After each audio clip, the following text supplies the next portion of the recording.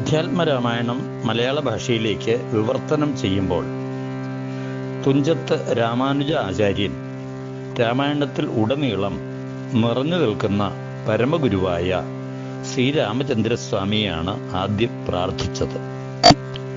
മനുഷ്യർ എങ്ങനെയാണ് കുടുംബത്തോടെ ജീവിതം നയിച്ച് ആത്മസാക്ഷാത്കാരം നേടേണ്ടത് എന്ന് സ്വയം ജീവിച്ചു കാണിച്ചു കൊടുത്ത ആദ്യ ഗുരു ശ്രീരാമചന്ദ്രൻ തന്നെയാണ്. ഭഗവാൻ ഉപദേശം നൽകുക മാത്രമല്ല, അതുപ്രകാരം ജീവിക്കുകയും ചെയ്തു. അതുകൊണ്ട് ശ്രീരാമൻ ഇന്നും കുടുംബജീവിതം, അതായത് ഗൃഹസ്ഥാശ്രമം നയിക്കുന്നവരുടെ ഗുരുവായി ഹൃദയത്തിൽ അധിവസിക്കുന്നു. ഐശ്വര്യത്തോടു കൂടിയവനും എല്ലാവരെയും രമിപ്പിക്കുന്നവനും മംഗളസ്വരൂപനും സീതാദേവിയെയും ജനങ്ങളെയും ആനന്ദിപ്പിക്കുന്നവനും രാവണനെ വധിച്ചവനുമായ ശ്രീരാമൻ വിജയിക്കട്ടെ, എൻ്റെ മനസ്സിൽ വിളയാടണേ എന്നാണ് ആചാര്യൻ ആദ്യം പ്രാർത്ഥിച്ചത്. ഇഷ്ടദേവനായ ശ്രീരാമനെ മനസ്സിൽ സദാസമയവും ധ്യാനിച്ചുകൊണ്ട് മാത്രമേ രാമായണ വിവർത്തനമെന്ന ദൗത്യം വിജയിക്കുകയുള്ളൂ എന്ന് തുഞ്ചത്താചാര്യന് ബോധ്യമായിട്ടുണ്ട്. രഘുവംശത്തിൽ ജനിച്ച പരമാത്മാവും സുന്ദരസ്വരൂപനുമായ ശ്രീരാമൻ ലക്ഷ്മീപതിയും മഹാവിഷ്ണുവും തന്നെയാണ്. അത് മനസ്സിൽ ഉറച്ചാണ് എഴുത്തച്ഛൻ ശ്രദ്ധയോടെ രാമഗുരുവിൻ്റെ മുമ്പിൽ നമസ്കരിച്ച് രാമായണം വിവർത്തനം സമാരംഭിച്ചത്.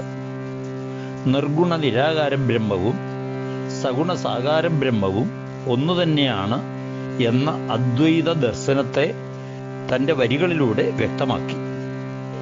ബ്രഹ്മത്തിൻ്റെ സഗുണ സകാരഭാവത്തെ ദ്വൈതമെന്നും നിർഗുണ നിരാകാരഭാവത്തെ അദ്വൈതമെന്നും അദ്ദേഹം പറഞ്ഞു തന്നു. ദ്വൈതമാർഗത്തിലൂടെ വേണം അദ്വൈതത്തിലെ എത്തിച്ചേരുവാൻ. അദ്ദേഹം പറയുന്നു, ശ്രീരാമനാമം പാടി വന്ന പൈങ്കിളിപ്പെണ്ണേ, ശ്രീരാമചരിതം നീ ചൊല്ലിയിടുമടിയാതെ, ശാരികപ്പൈതദാനും വന്ദിച്ചു വന്ദ്യന്മാരെ, ശ്രീരാമസ്മൃതിയോടെ പറഞ്ഞു തുടങ്ങിനാൾ. ശ്രീരാമന്റെ നാമം പാടി വന്ന പെൺതത്തയോട് ശ്രീരാമന്റെ സംഭവബഹുലമായ ചരിത്രം മടികൂടാതെ പറഞ്ഞു തരുവാൻ എഴുത്തച്ഛൻ അഭ്യർത്ഥിച്ചു. വന്ദിക്കേണ്ട മഹത്തുക്കളെയെല്ലാം വന്ദിച്ചു.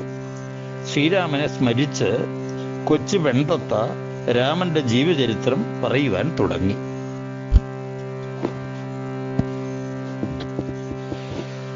ശ്രീരാമനെ സ്തുതിച്ച ശേഷം സർവവിഘ്നങ്ങളും നിവാരണം ചെയ്യുവാനായി വിഘ്നേശ്വരനായ ഗണപതിയെ ആചാര്യൻ വന്ദിച്ചു. കർമ്മം ചെയ്യുമ്പോൾ ഉണ്ടാവുന്ന തടസ്സങ്ങൾ നിവാരണം ചെയ്യുവാൻ, എല്ലാ കർമ്മങ്ങളും തടസ്സം കൂടാതെ ചെയ്യുവാൻ കാരണനായ പരബ്രഹ്മസ്വരൂപനും കാരുണ്യമൂർത്തിയും പാർവതിയുടെ പരമേശ്വരന്റെയും പുത്രനും സമൂഹ നായകനും ഗജമുഖനുമായ ശ്രീ ഗണപതിയെ ഭക്തിപൂർവം കവി വന്ദിച്ച് വാക്കുകളുടെ മാതാവായ അക്ഷരസ്വരൂപിണിയായ വേദസ്വരൂപിണി കൂടിയായ സരസ്വതി ദേവിയോട് തൻ്റെ നാവിൽ സദാനേരവും സാന്നിധ്യമരുളുവാൻ എഴുത്തച്ഛൻ പ്രാർത്ഥിച്ചു.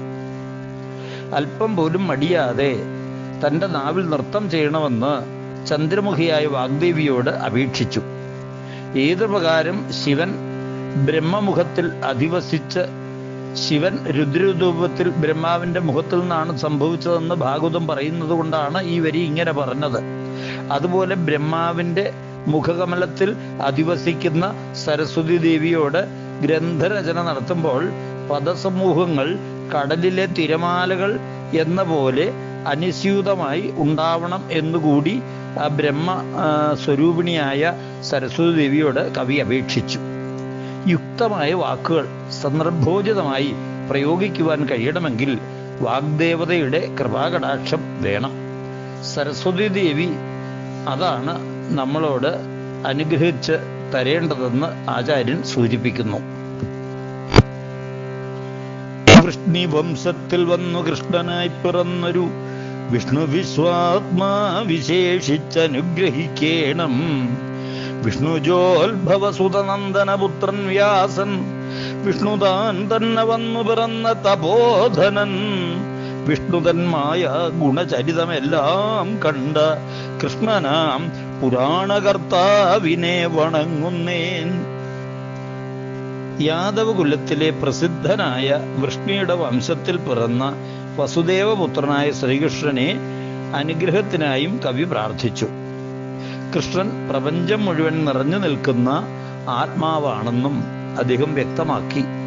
വിഷ്ണുവിൽ നിന്ന് ഉത്ഭവിച്ച ബ്രഹ്മാവിന്റെ മകനായ പരാശര മഹർഷിയുടെ പുത്രനായ വ്യാസഭഗവാനെ ആചാര്യൻ അനുസ്മരിച്ചു. മഹാവിഷ്ണു തന്നെയാണ് വ്യാസനായി അവതരിച്ചതെന്ന് അദ്ദേഹം ഉറപ്പിച്ചു. ശ്രീമദ് ഭാഗവതത്തിൽ വിഷ്ണുവിന്റെ അവതാരങ്ങളിൽ 17ാമത്തെ അവതാരമായിട്ടാണ് വ്യാസനെ ഉൾക്കൊള്ളിച്ചിട്ടുള്ളത്. മഹാവിഷ്ണുവിന്റെ അവതാര ലീലകളുടെ മഹാത്മ്യമെല്ലാം മനസ്സിലാക്കിയ പുരാണങ്ങളുടെ കർത്താവായ വ്യാസഭഗവാനെയും വളരെ ആദരപൂർവ്വം എഴുത്തച്ഛൻ നമിച്ചു. 4 വേദങ്ങൾക്കും തുല്യമായ രാമായണ കാവ്യം രചിച്ച ബ്രഹ്മാവിന്റെ പ്രശംസയ്ക്ക് പാത്രമായ കവിശ്രേഷ്ഠനായ വാൽമീകി മഹർഷിയുടെ വരപ്രസാദത്തിനായും എഴുത്തച്ഛൻ അപേക്ഷിച്ചു. എല്ലാ നേരവും രാമനാമത്തെ ജപിച്ചുകൊണ്ടിരിക്കുന്ന കാമനാശനായ പാർവതീകാന്തനായ സർവീശ്വരനായ മഹാദേവനായ മഹേശ്വരനുമായ ശ്രീ പരമേശ്വരൻ തൻ്റെ മനസ്സിൽ അധിവസിക്കുവാനായും എഴുത്തച്ഛൻ നമിച്ചു. ബ്രഹ്മസൃഷ്ടിയിലെ എല്ലാ ദേവന്മാരെയും പരമശിവപത്നിയായ ശ്രീപാർവതിയെയും വിഷ്ണുപത്നിയായ ശ്രീ മഹാലക്ഷ്മിയെയും അനുഗ്രഹത്തിനായി ആചാര്യൻ പ്രണമിച്ചു. വേദാധ്യായനം, അധ്യാപനം എന്നിവയ്ക്ക് അധികാരികളായ ബ്രഹ്മജ്ഞാനികളായ ബ്രാഹ്മണരുടെ പാദകമലങ്ങളിൽ പറ്റിച്ചേർന്ന മണൽത്തരികൾ കൊണ്ട് തൻ്റെ മനസ്സിലെ മാലിന്യങ്ങളൊക്കെ തുടച്ചു മാറ്റി ശുദ്ധമാക്കുവാനും അവരോടും എഴുത്തച്ഛൻ വിനയപൂർവ്വം അപേക്ഷിച്ചു.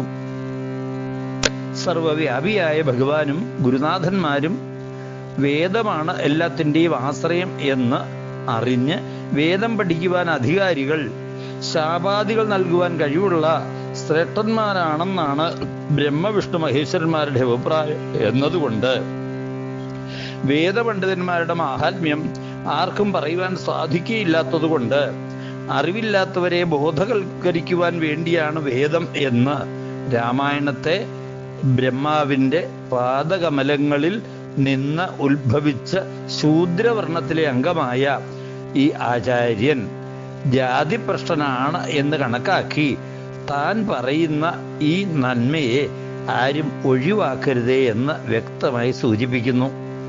വേദങ്ങളും വേദാംഗങ്ങളും, അതായത് കൽപ്പം, നിരുക്തം, ശിക്ഷ, ഛന്ദസ്, വ്യാകരണം, ജ്യോതിഷം, ഇതാണ് വേദാംഗങ്ങൾ. അപ്പോൾ ഉപനിഷത്തുക്കളും ഇവയെല്ലാത്തിലുമുള്ള വിദ്യകളും അറിവുമെല്ലാം തൻ്റെ മനസ്സിൽ ഈ രചനയ്ക്ക് സന്ദർഭോചിതമായി തെളിഞ്ഞ് വരണമെന്ന് കവി എഴുത്തച്ഛൻ അഭ്യർത്ഥിക്കുന്നു, അപേക്ഷിക്കുന്നു. ദേവേന്ദ്രനും അഗ്നിദേവനും യമദേവനും നിരുതിയും വരുണനും വായുദേവനും കുബേരനും ഈശാനനും ചന്ദ്രനും ഗണപതിയും സുബ്രഹ്മണ്യനും വീരഭദ്രനും സൂര്യദേവനും ലോകത്തിലെ സർവചരാചരങ്ങളും അനാഥനായ എന്നെ വളരെ വിനയപുരസ്സരം എഴുത്തച്ഛൻ നമസ്കരിച്ച് പറയുകയാണ്: അടിയനെ അനുഗ്രഹിക്കണമേ, ആത്മീയ സുഖത്തിനായി അനുഗ്രഹിക്കണമേ. രാമായണത്തിലെ അഗ്രജൻ മമ സദാം വിദുഷാമഗ്രേസരൻ മൽഗുരുനാഥൻ അനേകാന്തേവാസികളോടും ഉൾക്കുരുന്നിങ്കൽ വാഴ്ക രാമനാമ ആചാര്യനും മുഖ്യന്മാരായ ഗുരുഭൂതന്മാർ മറ്റുള്ളോരും. അതായത് രാമൻ എന്ന പേരോടുകൂടിയ എൻ്റെ മൂത്ത സഹോദരനായ ഗുരുനാഥൻ തൻ്റെ കൂടെയുള്ള എല്ലാ അന്തേവാസികളോടും മുഖ്യന്മാരായ മറ്റു ഗുരുനാഥന്മാരോടും കൂടി എൻ്റെ മനസ്സിൽ വസിക്കണമേ എന്ന് മൂത്ത സഹോദരനെ പ്രാർത്ഥിച്ചുകൊണ്ട് എഴുത്തച്ഛൻ വന്ദിക്കുന്നു. ബ്രഹ്മാവിനാൽ പണ്ട് രചിക്കപ്പെട്ട രാമായണത്തിൽ 100 കോടി ഛന്ദസ്സിലുള്ള ശ്ലോകങ്ങളുണ്ട്. എന്നാൽ ഭൂമിയിൽ മുമ്പ് രാമനാമത്തെ മാത്രം ജപിച്ച ഒരു കാട്ടാളൻ മഹാമുനിയായി. അത് മനസ്സിലാക്കിയ ബ്രഹ്മാവ് ആ മഹാമുനിയോട്, വാൽമീകിയോട്, മനുഷ്യരടക്കമുള്ള ജീവജാലങ്ങളുടെ മോക്ഷത്തിനു വേണ്ടി ശ്രീ മഹാരാമായണം രചിക്കുവാൻ ഉപദേശിച്ചു. ബ്രഹ്മാവിന്റെ മകനായ നാരദ മഹർഷി തന്നെ വാൽമീകിക്ക് ശ്രീ മഹാരാമായണം ഉപദേശിച്ചു. വാണിമാതാവായ സരസ്വതി ദേവി വാൽമീകി മഹർഷിയുടെ നാവിൽ അധിവസിച്ച് ഗ്രന്ഥരചനയ്ക്ക് മഹർഷിയെ അനുഗ്രഹിച്ചു. അപ്രകാരം വാണീടുകൗവണ്ണമെന്നാവിന്മേലേവം ചൊൽവാൻ നാണമാകുന്നതാനും അതിനെന്താവതിപ്പോൾ വേദശാസ്ത്രങ്ങൾക്ക് അധികാരിയല്ല എന്നതോർത്തു ചേതസി സർവം ക്ഷമിച്ചിടുവിൻ കൃപയാലേ. അധ്യാത്മപ്രദീപകമത്യന്തം രഹസ്യമിത് അധ്യാത്മരാമായണം മൃത്യുശാസന പ്രോക്തം. അധ്യയനം ചെയ്തിടും മർത്യജന്മികൾക്കെല്ലാം മുക്തി സിദ്ധിക്കും അസഗ്നിഗ്ധമിജന്മം കൊണ്ടേ. ഭക്തി കൈക്കൊണ്ടു കേട്ടുകൊള്ളുവിൻ ചൊല്ലിയിടുവൻ എത്രയും ചുരുക്കി ഞാൻ രാമമഹാത്മ്യമെല്ലാം. ബുദ്ധിമത്തുക്കളായോരിക്കഥ കേട്ടിടുന്നാകിൽ ബദ്ധരാകിലും ഉടൻ മുക്തരായി വന്നുകൂടും. വാത്മീകി മഹർഷിയുടെ നാവിൽ അധിവസിച്ചതുപോലെ എന്റെ നാവിലും അധിവസിക്കണമെന്ന് ആചാര്യൻ സരസ്വതി ദേവിയോട് പ്രാർത്ഥിച്ചു.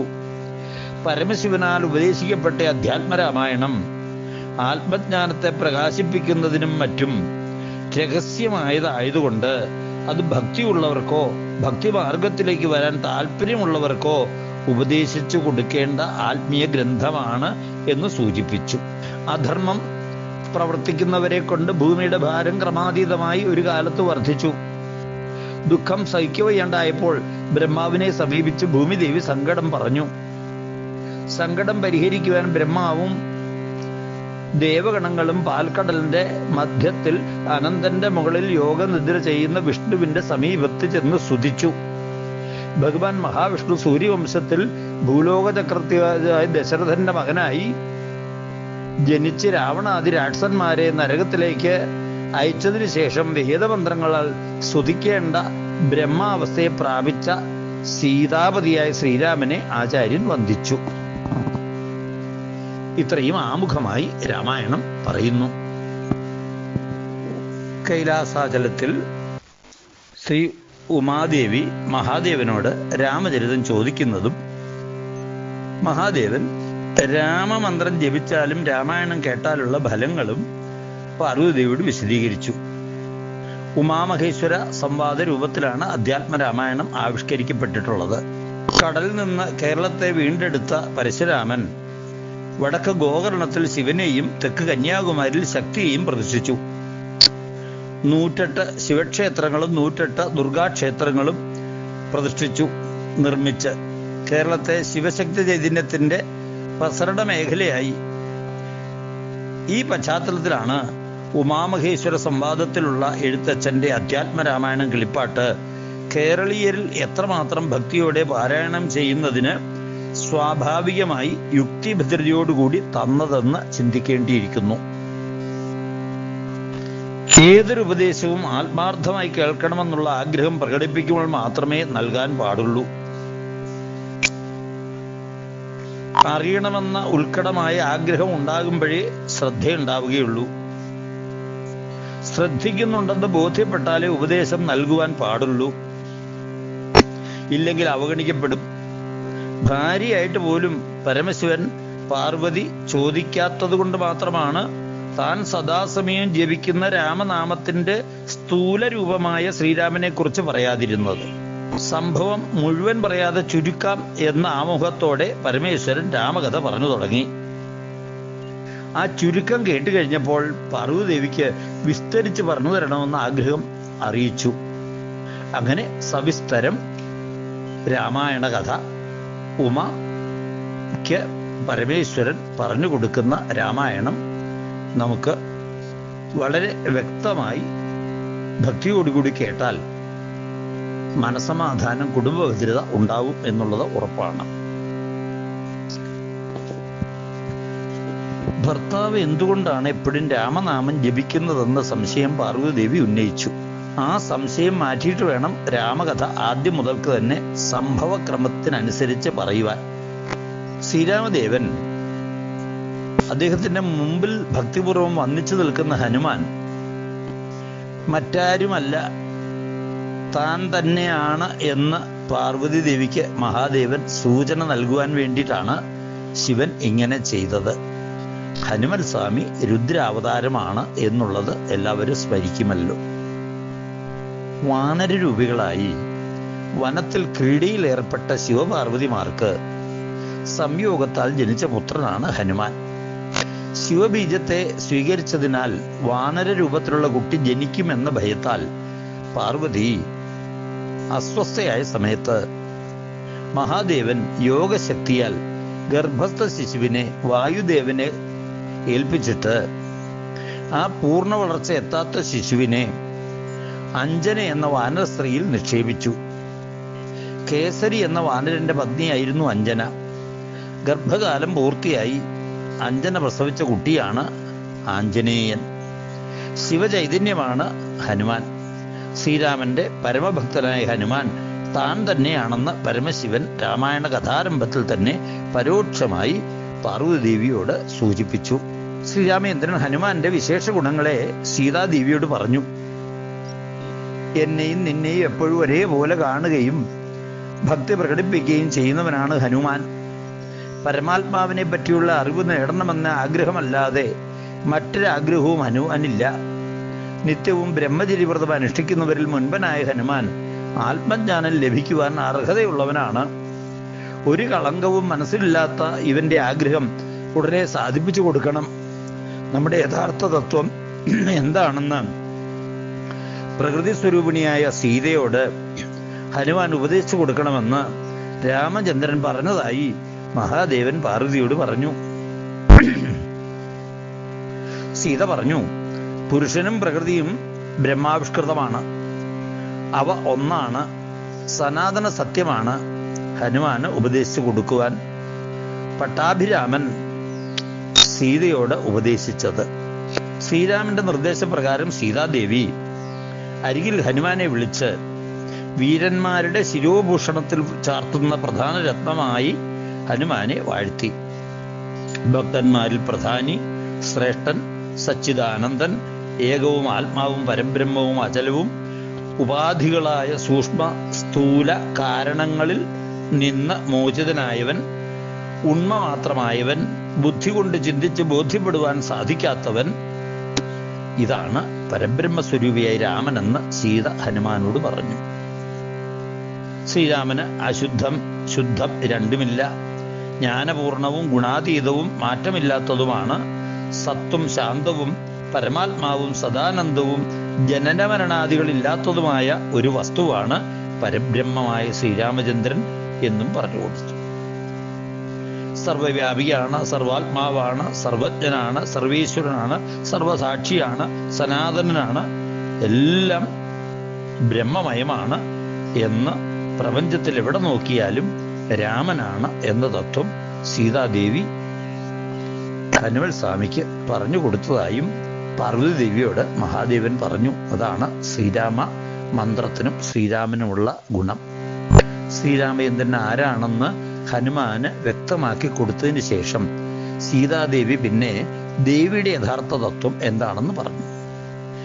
ഈ പ്രപഞ്ചത്തിന് കാരണമായ ആദിശക്തിയായ മൂലപ്രകൃതിയാണ് സീതയെന്നും തൻ്റെ നാഥനായ പരമാത്മാവിന്റെ ബ്രഹ്മത്തിന്റെ സാമീപ്യത്തിൽ ഞാൻ ഇതൊക്കെ സൃഷ്ടിച്ച് രക്ഷിച്ച് സംഹരിക്കുന്നുവെന്നും ബ്രഹ്മസാന്നിധ്യം കൊണ്ട് ഞാൻ സൃഷ്ടിച്ചു, പണ്ഡിതന്മാർ ബ്രഹ്മത്തെ ദർശിക്കുന്നു, ബ്രഹ്മത്തിന് ജന്മമരണങ്ങളില്ല, ബ്രഹ്മത്തെ അറിഞ്ഞവർക്കേ ബ്രഹ്മം അറിയുവാൻ സാധിക്കുകയുള്ളൂ എന്ന് പറഞ്ഞു.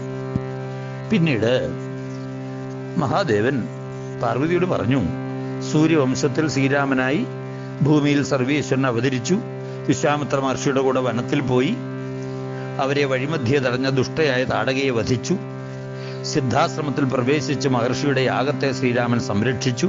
വിശ്വാമിത്ര മഹർഷിയോടൊപ്പം മിഥില രാജ്യത്തിലേക്ക് പോകുന്ന വഴിയിൽ ഗൗതമ പത്നിയായ അഹല്യയ്ക്ക് ശാപമോക്ഷം നൽകി. മിഥിലയിൽ ചെന്ന് പരമശിവന്റെ ത്രയ്യംബകം വില്ല് ഖണ്ഡിച്ച് സീതയെ പാണിഗ്രഹണം ചെയ്തു. തുടർന്ന് അയോധ്യയിലേക്ക് മടങ്ങുന്ന സമയത്ത് മുമ്പിൽ വന്ന് തടുത്തു നിർത്തിയ പരശുരാമ മഹർഷിയുടെ അഹങ്കാരത്തെ ശമിപ്പിച്ചു. അയോധ്യയിൽ ചെന്ന് 12 വർഷം സുഖമായി താമസിച്ചു. യുവരാജാവായ രാമന് അഭിഷേകം നടത്തുവാൻ ശ്രമിച്ചപ്പോൾ കൈകേയി മാതാവ് മുടക്കിയ കാരണത്താൽ സഹോദരനായ ലക്ഷ്മണനോടൊപ്പം ചിത്രകൂടത്തിൽ താമസിച്ചു. അച്ഛൻ സ്വർഗലോകം പ്രാപിച്ച വാർത്ത കേട്ട് സങ്കടപ്പെട്ടു. ഉദകക്രിയാദികൾ ചെയ്തു. തന്നെ കാണാൻ വന്ന ഭരതനായ അനുജനെ അയോധ്യയിലേക്ക് രാജ്യഭരണം നടത്താൻ തിരിച്ചയച്ചു. ഇങ്ങനെ രാമായണത്തിലെ ഒട്ടുവക കാര്യങ്ങൾ ഒന്ന് ചുരുക്കമായിട്ട് അങ്ങ് പറഞ്ഞ് കൊടുത്തു. സീതാദേവി ഈ സംഭവങ്ങളെപ്പറ്റി ഹനുമാനോടും തുടർന്ന് വിശദീകരിച്ചു. ദണ്ഡകാരണത്തിൽ താമസിക്കുന്ന കാലത്ത് വിരാധനെ വധിച്ച് അഗസ്ത്യമഹർഷിയെ സന്ദർശിച്ച് മുനിമാരോട് രാക്ഷസവംശത്തെ നശിപ്പിക്കുമെന്ന് സത്യം ചെയ്ത് പഞ്ചവടിയിൽ പർണശാല കെട്ടി താമസിച്ച് തത്സമയം കാമപുരുഷനായ രാവണ സഹോദരി ശൂർപ്പണഖ തന്നെ ദ്രോഹിക്കുവാനായി ശ്രമിച്ചപ്പോൾ ലക്ഷ്മണൻ അവളുടെ മൂക്കുമുറിച്ച് തടഞ്ഞു. അവളുടെ രക്ഷിതാവായ ഖരൻ കോപത്തോടെ 14,000 പേരുമായി വന്നു. ശ്രീരാമൻ 3.25 നാഴി കൊണ്ട് അവരെ വധിച്ചു. ശൂർപ്പണഖ ലങ്കയിൽ ചെന്ന് രാവണനോട് നേരിട്ട ദുരന്തത്തെ ബോധിപ്പിച്ചു. മാരീചൻ മായാവൈഭവത്താൽ പൊന്മാനായി വന്നു. അമ്പയച്ച് അവനെ ശ്രീരാമൻ മോക്ഷം നൽകിയപ്പോൾ രാവണൻ മായാസീതയെ തേരിലേറ്റ് ലങ്കയിലേക്ക് കൊണ്ടുപോയി. മായാമാനുഷനായ രാമൻ ജഡാവിന് മോക്ഷം നൽകി കമന്ധത്തെ കൊന്ന് ശബരിയെ കണ്ട് പമ്പാ നദീതീരത്തെത്തി അവിടെ വെച്ച് ഈ ഹനുമാനെ അങ്ങയെയും സുഗ്രീവനെയും ശ്രീരാമൻ കണ്ടു. സുഗ്രീവനുമായുള്ള സഖ്യത്തിൽ ഏർപ്പെടുന്നതും ബാലിയെ വധിച്ച് എന്നെ അന്വേഷിച്ച് കണ്ടെത്തിയതിനു ശേഷം ദക്ഷിണ സമുദ്രത്തിൽ പാലം പണിത് ലങ്കയെ നശിപ്പിച്ച് രാവണനെയും അവന്റെ പുത്രന്മാരെയും മിത്രങ്ങളെയും മന്ത്രിമാരെയും സേവകന്മാരെയും വധിച്ച് വിഭീഷണനെ ലങ്കയിലെ രാജാവാക്കി വാഴിച്ച് അഗ്നിയിൽ മറഞ്ഞിരുന്ന എന്നെ പരിശുദ്ധിയാണെന്ന് ലോകത്തെ ബോധ്യപ്പെടുത്തി അഗ്നിദേവനിൽ നിന്ന് ഏറ്റുവാങ്ങി പുഷ്പവിമാനത്തിൽ കയറി ദേവന്മാരുടെ അനുവാദം വാങ്ങി അയോധ്യയിൽ ചെന്ന് രാജാവായി അഭിഷേകം ചെയ്ത് പരമപൂജ്യനായി ഭഗവാൻ ഇപ്പോൾ എല്ലാവരെയും അനുഗ്രഹിച്ചുകൊണ്ട് ഇരിക്കുന്നു എന്നുവരെ പറഞ്ഞു കൊടുത്തു.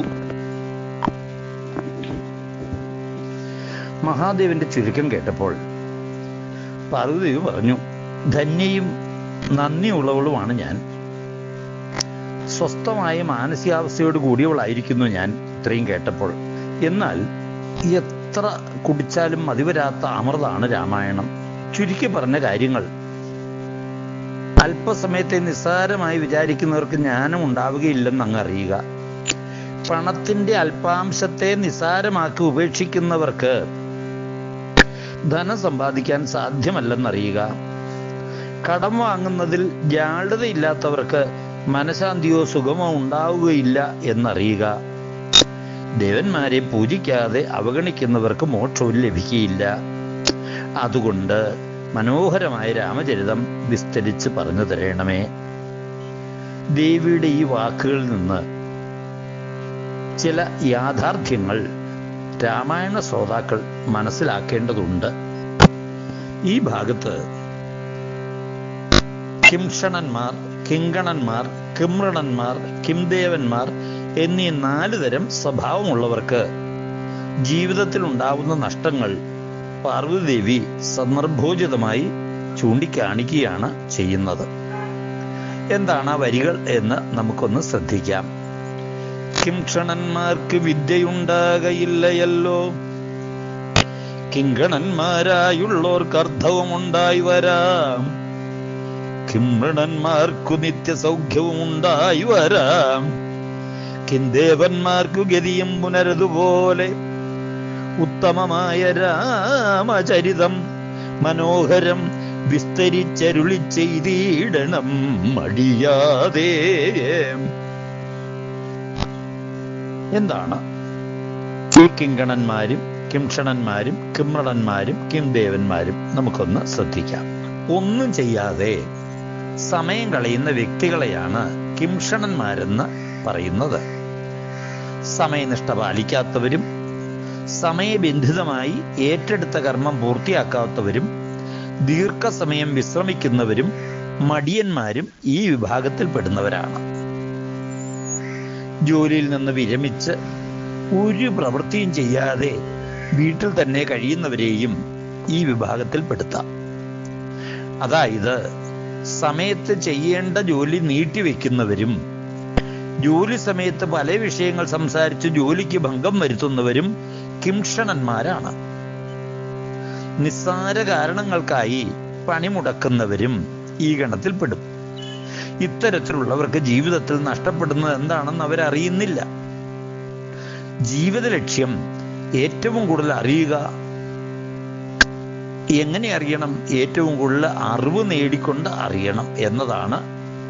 അറിവ് എന്ന് പറയുന്നത് പ്രായോഗികമായ പരിജ്ഞാനം കൂടിയാണ്. അല്ലാതെ പുസ്തകത്തിലൂടെയോ മറ്റു മാധ്യമങ്ങളിലൂടെയോ നേടിയ വിവരങ്ങൾ ഓർമ്മശക്തിയുടെ പിൻബലത്തിൽ പിന്നീട് മറ്റുള്ളവരോട് പറയുന്നതല്ല അറിവ്. വിവരങ്ങളെ അറിവാക്കി മാറ്റണമെങ്കിൽ പ്രായോഗിക പരിജ്ഞാനം വേണം. അതിനെയാണ് വിദ്യ അല്ലെങ്കിൽ വിജ്ഞാനം എന്ന് പറയുന്നത്. ചുരുക്കത്തിൽ പാചകത്തെ പറ്റി പ്രതിപാദിക്കുന്ന പുസ്തകം വായിച്ച് അവയെല്ലാം ഓർമ്മിച്ചു വെച്ചതുകൊണ്ട്, അതിനെപ്പറ്റി പ്രസംഗിച്ചതുകൊണ്ടോ പാചകകലയിൽ ജ്ഞാനം നേടിയെന്ന് പറയുവാൻ സാധിക്കുമോ?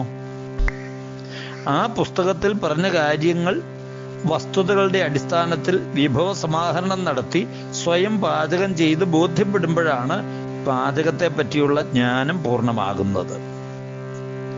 അതുകൊണ്ട് എന്താണ്? വിദ്യ വേണമെങ്കിൽ അതിന് സമയം വേണം.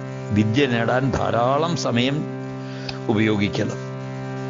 അതുകൊണ്ട് തന്നെ ഒരു നിമിഷം പോലും വെറുതെ കളയാതെ മനുഷ്യർ കർമ്മനിരതരാകണമെന്ന സന്ദേശമാണ് കിംഷണന്മാർക്ക് വിദ്യ ഉണ്ടാകയില്ല എന്ന പാർവതീദേവിയുടെ മൊഴികളിൽ നിന്ന് നമുക്ക് തരുന്ന സന്ദേശം. പണത്തിന്റെ അല്ലെങ്കിൽ ധനത്തിന്റെ അല്പാംശത്തെ നിസ്സാരമാക്കി ഉപേക്ഷിക്കുന്നവരെയാണ് കിങ്കണന്മാർ എന്ന് പറയുന്നത്. ഉദാഹരണം, 100 നയാ പൈസകൾ ചേരുമ്പോഴാണല്ലോ 1 രൂപയാകുന്നത്. 100 രൂപകൾ അനേകം ചേരുമ്പോൾ 1000, 10,000, ലക്ഷം, കോടി രൂപകളാകും. പണത്തിന്റെ ഏറ്റവും ചെറിയ അംശം പൈസ തന്നെയാണ്. പൈസയുടെ മൂല്യത്തെ അവഗണിക്കുന്നവർക്ക് സമ്പന്നരാകുവാൻ കഴിയുകയില്ല എന്നാണ് പാർവതീദേവി പറയുന്നത്. ചില ആളുകൾ പൈസ, അതുപോലെ ആ പൈസ 5, 10, 100 ഉറുപ്പികളെ നിസ്സാരമാക്കി അവയെ ഉപേക്ഷിച്ച് 10,000 ലക്ഷവും കോടിയും നേടുവാൻ വേണ്ടി പ്രയത്നിക്കുന്നു. 10 പൈസയാണെങ്കിലും അതിന് അതിൻ്റെതായ വിലയുണ്ട്. ആ സംഖ്യ കിട്ടാനുണ്ടെങ്കിൽ നിസ്സാരമാക്കി കളയാതെ അത് വാങ്ങിക്കുക തന്നെ വേണം. ഇങ്ങനെ ശീലമാക്കിയവർക്കേ സമ്പന്നരാകുവാൻ കഴിയുകയുള്ളൂ. ദേവി പറയുന്നു, കുട്ടികളെ ചെറുപ്പത്തിൽ തന്നെ സമ്പാദ്യശീലം പഠിപ്പിക്കണം. ചെറിയ നാണങ്ങൾ ശേഖരിച്ചു വയ്ക്കുവാൻ നിർദ്ദേശിക്കണം. അങ്ങനെ ചെയ്യുന്ന കുട്ടികൾ ഭാവിയിൽ സമ്പന്നരായി തീരും. വീട്ടിൽ കടം വാങ്ങാൻ തീരെ മടിയില്ലാത്ത പലരെയും നമ്മുടെ സമൂഹത്തിൽ കാണാം. അവർക്ക് കടം വാങ്ങി ജീവിക്കുന്നതിൽ ലജ്ജയില്ല, അപമാനമില്ല. എന്നാൽ അവർക്ക് മാനസികമായ സുഖം ഒരിക്കലും ഉണ്ടാകുന്നില്ല. കടം നൽകിയവർ വിഡ്ഢികളായിരിക്കില്ല. അവർ കടം വാങ്ങിയവരെ പല മാർഗങ്ങളിലൂടെ ശല്യം ചെയ്യും. കടം വാങ്ങിയവന്റെ സമൂഹത്തിലെ മാന്യത നഷ്ടപ്പെടുത്തും. അങ്ങനെ പെരുമാറും. കടക്കണിയിൽ നിന്ന് തല ഊരുക എന്നത് വളരെ സാഹസപ്പെട്ട കാര്യമാണ്. സംസ്കൃതത്തിൽ കടം കൊടുത്തവനെ ഉത്തമർണനെന്നും കടം വാങ്ങിയവനെ അധമർണനെന്നും പറയുന്നു. അധമൻ എന്ന വാക്കിന്റെ അർത്ഥം നിന്ദ്യൻ, നികൃഷ്ടൻ എന്നൊക്കെയാണ്. കടം വാങ്ങിയാൽ അവന്റെ മാന്യത നഷ്ടപ്പെടുന്നു എന്നതാണ് പൂർവികരുടെ പക്ഷം. മുണ്ടു മുറുക്കി കൊടുക്കുക എന്നൊരു നാടൻ വാക്കുണ്ട്. അതിന്റെ അർത്ഥം തൻ്റെ ഇല്ലായ്മ മറ്റുള്ളവരെ അറിയിക്കാതെ കഴിയണമെന്നാണ്. അവനവന്റെ വരുമാനത്തിനനുസരിച്ച് ജീവിക്കുവാൻ ശീലിക്കണം. കുട്ടികളിലും ഈ ശീലത്തെ വളർത്തിയെടുക്കുവാൻ മാതാപിതാക്കൾ ശ്രദ്ധിക്കണം. ലളിത ജീവിതം നയിക്കുവാൻ പുതിയ തലമുറയെ ഉപദേശിക്കുന്ന കാര്യത്തിൽ മുതിർന്ന തലമുറ പ്രത്യേകം താല്പര്യം കാണിക്കണം. ഇന്നത്തെ ക്രെഡിറ്റ് കാർഡ് സമ്പ്രദായം അധമണ്ടന്മാരുടെ ലോകം സൃഷ്ടിക്കുവാൻ മാത്രമേ പര്യാപ്തമാവുകയുള്ളൂ. കടം വാങ്ങി വിദ്യാഭ്യാസം നടത്തുക, കടം വാങ്ങി വലിയ ഭവനങ്ങൾ നിർമ്മിക്കുക, കടം വാങ്ങി വലിയ വാഹനങ്ങൾ വാങ്ങിക്കുക, വർത്തമാനകാലത്ത് ഇത് പതിവാണ്. അതുകൊണ്ട് സമൂഹത്തിൽ പണത്തിനു വേണ്ടിയുള്ള അത്യാർത്തി വർദ്ധിച്ചുകൊണ്ടിരിക്കുന്നു. സാമൂഹ്യ ബന്ധങ്ങളും കുടുംബ ബന്ധങ്ങളും ശിഥിലീകരണത്തിന് വഴിതെളിക്കുന്നു. ജനങ്ങൾക്ക് ആഡംബര ജീവിതത്തോടുള്ള അമിതമായ ഭ്രമം കടം വാങ്ങുന്നതിൽ അശേഷം ലജ്ജയില്ലാത്തതായി വർദ്ധിച്ചിരിക്കുന്നു. ഇപ്രകാരമുള്ളവർക്ക് ജീവിതത്തിൽ അശേഷം മനസമാധാനം ഉണ്ടാവുകയില്ല എന്ന് പാർവതീദേവി അത്തരക്കാരെ കിംമൃണന്മാർ എന്ന് വിശേഷിപ്പിച്ചുകൊണ്ട് വ്യക്തമാക്കുന്നു. ദേവന്മാരെ അവഗണിക്കുന്നവരെയും നിരീശ്വരവാദികളെയും ദേവി വിശേഷിപ്പിച്ചത് കിം ദേവന്മാർ എന്നാണ്. അവർക്ക് ഒരിക്കലും ആത്മശക്തിയോ മനഃശക്തിയോ ഉണ്ടാവുകയില്ല. അവർക്ക് ആശ്രയിക്കാൻ ദൈവമില്ലാത്തതുകൊണ്ട് മനസ്സമാധാനം ഉണ്ടാവുകയില്ല. ദൈവവിശ്വാസികളും ദൈവകോപത്തെ ഭയപ്പെടുന്നവരുമാണ് ലോകത്തിലെ ബഹുഭൂരിപക്ഷം ജനങ്ങളും. അവർ തെറ്റ് ചെയ്യുമ്പോൾ ദൈവശിക്ഷ ലഭിക്കുമെന്ന ഭയത്താൽ അതിൽ നിന്ന് പിന്തിരിയുന്നു. എന്നാൽ ദൈവനിഷേധികൾക്ക് അത്തരം ഭയം ഒന്നും ഉണ്ടാവുകയില്ല. താൻ തന്നെയാണ് തൻ്റെ പ്രഭു എന്ന ചിന്തയിൽ എന്തു തെറ്റുകളും ചെയ്യാൻ അവർക്ക് കൂസലുമില്ല. അവരെ രാജ്യത്തിൻ്റെ നിയമത്തിന് പോലും നിയന്ത്രിക്കുവാൻ സാധിക്കുകയുമില്ല. ഒരു രാഷ്ട്രത്തിൻ്റെ ഭരണം പോലും നിലനിൽക്കണമെങ്കിൽ ആ രാഷ്ട്രത്തിൽ ഭൂരിപക്ഷം പേരും ഈശ്വര വിശ്വാസികളായിരിക്കണം. ഒരു പാശ്ചാത്യ തത്വചിന്തകൻ ഒരിക്കൽ പറഞ്ഞു, if there is no God, invent him, otherwise it is impossible to maintain law and order in the country.